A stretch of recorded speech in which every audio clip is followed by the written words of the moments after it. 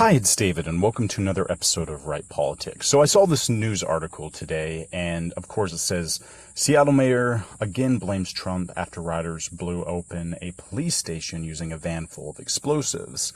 And I wanted to say this again. The reason why this is terrorism is these are the exact same tactics the Taliban uses. To this day, car bombs, countless American soldiers have lost their lives due to car bombs and car explosives. And you ask anyone who's just lost a limb, and it's more than likely from one of those who have been overseas. And this is why it's getting to the point where it seems like a war zone, because it is. This is exactly what happens when terrorists enter our country or they sabotage our military overseas. And the logic that Democrats are still protecting Black Lives Matters and they are still putting money behind it shows that they are funding a terrorist organization that is domestic.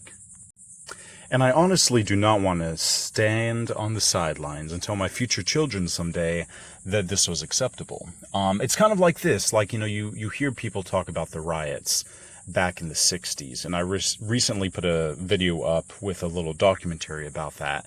And, they say there are crazy times to be alive.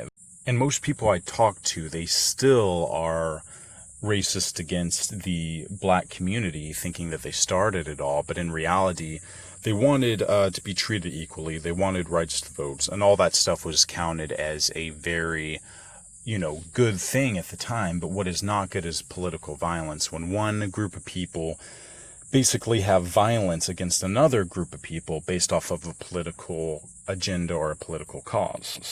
We are Americans, and our rights protect our rights to vote. And if you want to settle something politically, go out and vote, or get your friends to come with you. There's absolutely no reason for violence. And, they're claiming that it took long enough, and, no justice, no peace. But when these groups of people are going and terrorizing neighborhoods and terrorizing local communities and putting even the health of the people who are working at these courthouses at risk, it is something that us as a society should all rise up against, because this is absolutely worse than a cop actually shooting an African American or killing an African American. This is a whole group of people, mostly white, torching houses that are made for common legal practices. They're wanting a war against the government. They're wanting a war against police, and that is exactly their agenda. The reality is this: the police are not going to get defunded. Nationwide anyways. The governor of New York recently defunded the police, and crime is up 170%. They say it is now the most dangerous time to live in New York City. And there are better ways to have police reform. If you want to reform the police, you don't cancel their funding. You discipline officers that are doing wrong. You give higher psych evaluations. And then you carry on our country with a safe environment for people to live and let the cops do their job. There was a video I made earlier about, Democrats really charging Republicans with this code of conduct that we should not allow police to be weaponized for war, materials. Like, if anyone has armored vehicles, or if anyone has bulletproof vests, or anything that is capable for war, that is basically just the United States government dumping that equipment on the police force so they do not have to destroy it.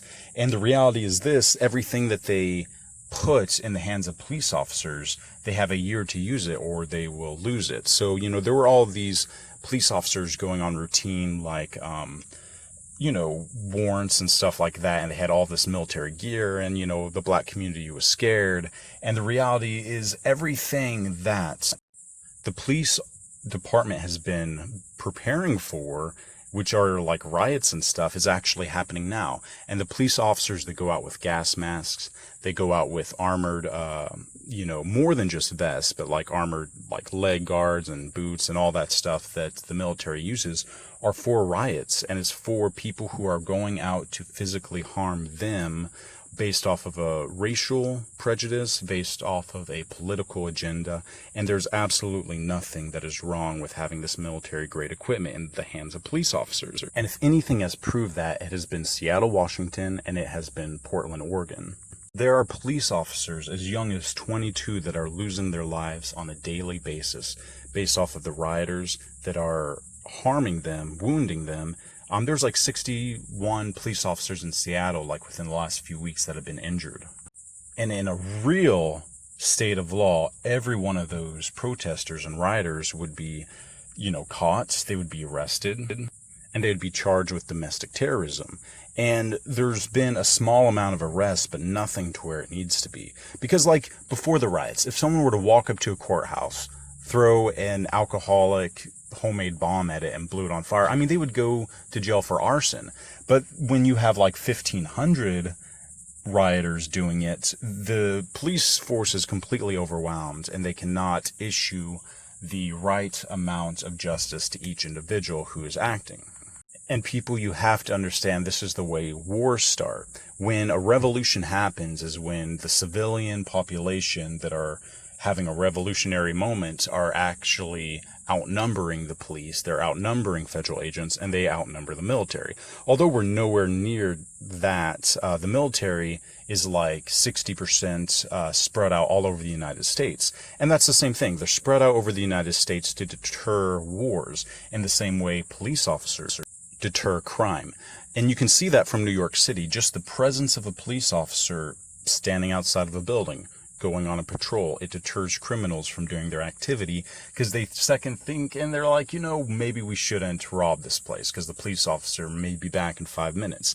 When you remove the police, crime is rampant. When you remove the United States military from around the world, wars start against America. You can see that with ISIS. As soon as troops withdrew from the Middle East, ISIS formed. So it's a good thing that we are around the world, and regardless of what Democrats say, because there's Democrats that actually are the party of Kennedy that are very moderate. They're very willing to negotiate with Republicans on basic matters. Then there are the leftist liberals that are completely anti-war, and they're so anti-war that they would rather see the Americans lost to 9/11 and say, let's not start a war over it and let terrorists basically win the day. Instead, we started a 15-year war over it. And there are 3 wars, actually, of course, as you know. And it's very much one of those things that, liberals are anti-war, but then they are causing the very domestic terrorism and terrorism that happened with the Taliban here in our own country. And these are left-wing radicals who are not afraid to get shot, who are not afraid to die. When you see 25-year-old white women, basically, I can post a video of it later, charging police officers and trying to take them down, you know that these people are so upset and they're so angry, but there's no common sense involved. And then the people who do have common sense start militias, but, they're all like, hey, listen, we're going to be prepared to shoot at the police if they shoot at us first. But then they're out there strutting around trying to start something. At the end of the day, we are a nation of laws. We enforce those laws, even on law enforcement that do bad things. And the same percentage of law enforcement that actually break the law are the exact same percentages as U.S. military who break the law and that are court-martialed and dishonorably discharged. So our system is not broken. It just needs a tighter string on those who actually do not enforce the law appropriately. Anyways, let me know what you guys think in the comments. This has been another episode of Right Politics. Be sure to like, subscribe, and post. There are only 4 subscribers, and I've been doing this for a month, so if you would like to subscribe and get daily updates on the Republican side, please do so, and have an amazing rest of the day.